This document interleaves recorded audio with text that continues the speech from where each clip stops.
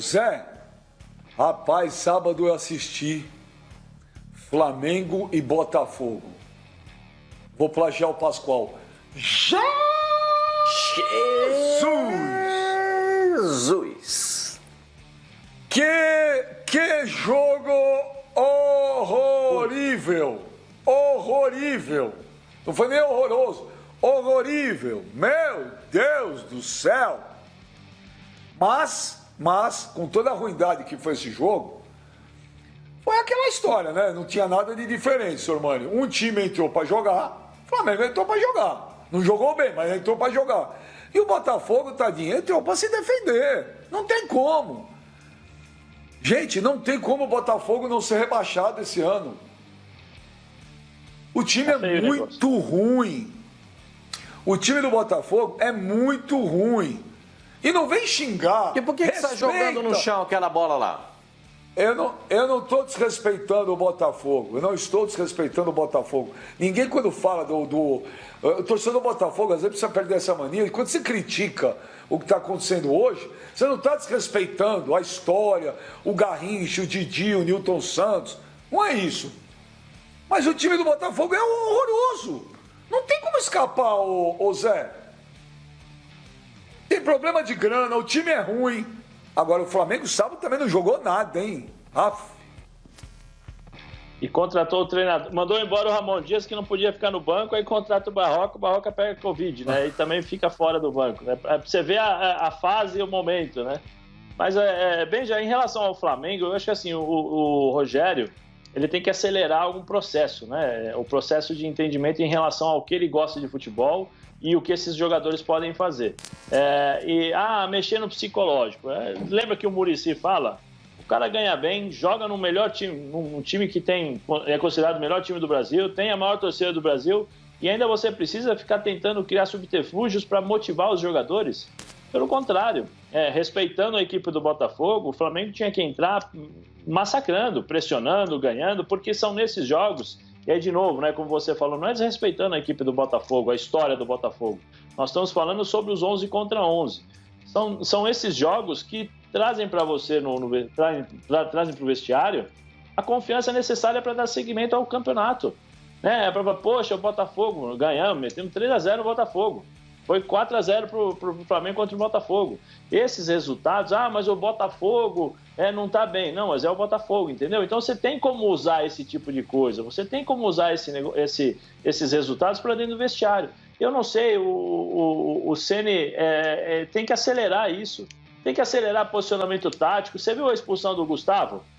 Depois vocês dão uma olhada no posicionamento dos dois volantes e por onde a bola passou. De novo, os dois volantes mal posicionados, o Arão é o primeiro volante, então ele tem que se posicionar melhor, e aí cabe ao treinador. Tem que pressionar a equipe do Botafogo, tem que tentar definir com uma melhor velocidade. Eu acho que o Flamengo não pode dar essas oportunidades. O Flamengo, pelo contrário, o ano passado, e aí a gente tem que fazer essa comparação, é inevitável. O ano passado o Flamengo entrava em campo, 15 minutos de jogo, já estava 2-0. E aí o Flamengo usava da sua experiência para sair, da sua qualidade para sair no contra-ataque, velocidade, o time cansava o adversário e ele aumentava o placar. Hoje não sei se o Flamengo consegue fazer isso. Então cabe ao treinador fazer. Nós enchemos a bola do Rogério quando chegou no Flamengo, que ele tem capacidade, que ele é um bom treinador, mas as eliminações jogaram uma pressão em cima do Rogério que ela é para ontem, não para hoje. Então ele mesmo tem que se provar, porque senão as pessoas vão começar a comparar. Ele foi pro Cruzeiro, não conseguiu, porque lá só tinha cobra criada, ele não conseguiu fazer o time jogar. No Flamengo ele não está conseguindo fazer. E aí tem uma diferença, né? Porque me parece que esses jogadores são diferentes em termos de caráter, né? Em termos de querer as coisas, né? Diferentemente do time do Cruzeiro do ano passado e o que aconteceu com ele. Então cabe ao Rogério agora acelerar esse processo. Porque depois não adianta reclamar, não tenho tempo. Ninguém tem tempo nesse campeonato para resolver as coisas. Então, o cara que tem uma melhor qualidade e uma possibilidade melhor em termos de atletas, né, e nesse caso é o Flamengo, tem que acelerar o processo, senão ele vai sofrer com isso. Senão daqui a pouco aumenta a pressão, ele vai, a cada dia que passa depois dos jogos, ele vai ter que se explicar o porquê que o time não conseguiu jogar, mesmo tendo os melhores jogadores, mesmo tendo o elenco. e isso passa a ser uma coisa cansativa. E eu, conhecendo o Rogério, eu não acredito que ele vai gostar de ficar todos os jogos sendo questionado por que o time não joga bem. Ô, Sormani, o jogo foi muito ruim, não sei se você assistiu. Foi um jogo duro de ver. Mas o Flamengo tinha que ganhar. O Botafogo é sofrível, é horroroso. O Botafogo vai cair, ô Sormani? Beija, eu vou falar mais com desejo do que com a razão. Eu gostaria muito que o Botafogo não caísse, entendeu? Muito. Mas do jeito que está indo é muito difícil. Tem um turno ainda pela frente. Ele está a 5 pontos do primeiro time fora da zona do rebaixamento, que é o Sport. Teoricamente dá para escapar, é só enfileirar aí umas 5 vitórias. Melhor. Agora, o problema é você conseguir ganhar 5 partidas seguidas com esse time que o Botafogo tem. Esse é o problema.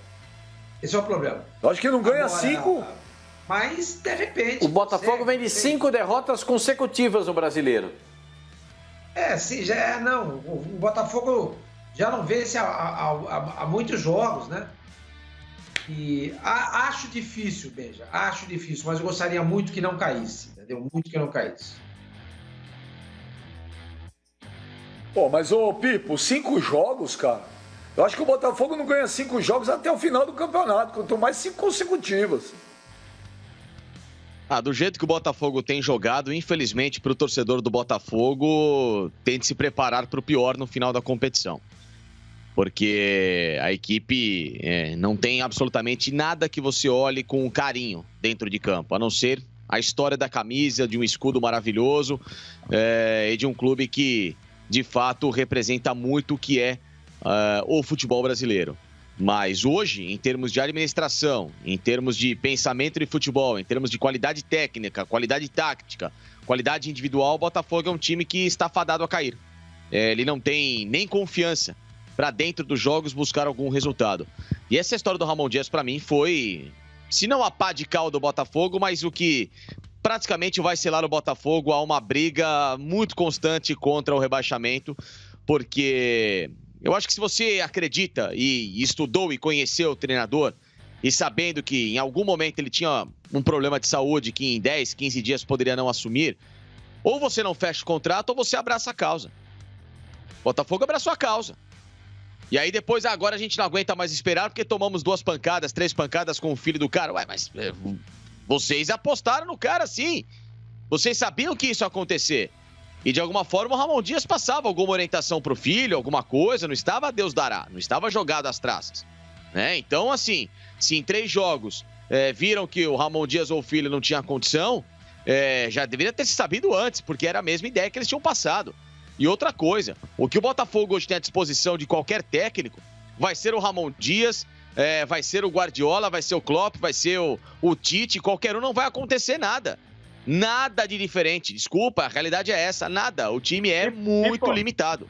Muito limitado. Ô, Pipo. Então... Ô, Pipo. Oi, Zé.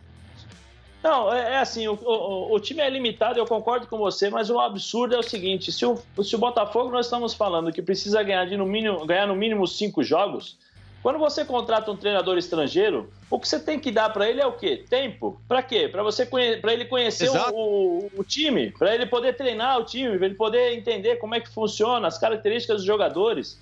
E o Botafogo contrata um treinador estrangeiro e eu não tenho nada contra o treinador estrangeiro. Eu estou falando especificamente do momento do Botafogo. Era o que ele menos tinha que fazer. Ele não poderia ter feito isso. O Barroca já não estava livre? Barroca já não estava no mercado desde que saiu do Curitiba? Por que não foi atrás do Barroca? Então, assim, aí você fala, mas são só os jogadores. Mas e a diretoria? É o que a gente fala. A gente cobra muito dos treinadores hoje no futebol brasileiro. É o seguinte, treinador tem que, como é que fala? Tem que estudar. Treinador tem que ter curso. Treinador tem que ter cara crachá, né? Tem que ter a carteirinha e tal. Mas e os dirigentes? O que eles estudam? O que eles fazem para eles poderem ter a credibilidade de cobrar do treinador ou saber o que o treinador está fazendo? Como eles acompanham esse trabalho no dia a dia? Como é cobrado? Como é feito? Ninguém sabe nada. A única coisa que a gente sabe é o seguinte, que quando o dirigente vem a público e fala assim, o trabalho não estava bom, tivemos que trocar. É só isso. Ou senão, aparece na foto ao lado dos contratados. Entendeu? Então, assim, tem uma série de coisas. Se o Botafogo está onde está, muito por conta desses dirigentes que passaram. E vai mudar? Não vai mudar. Não vai mudar. Infelizmente é isso. Eu vou tentar, não vou tentar, estou tentando amenizar dos jogadores, né, um pouco a culpa dos jogadores, porque eles não têm culpa, eles estão ali. E quem contratou sabia das limitações desses jogadores.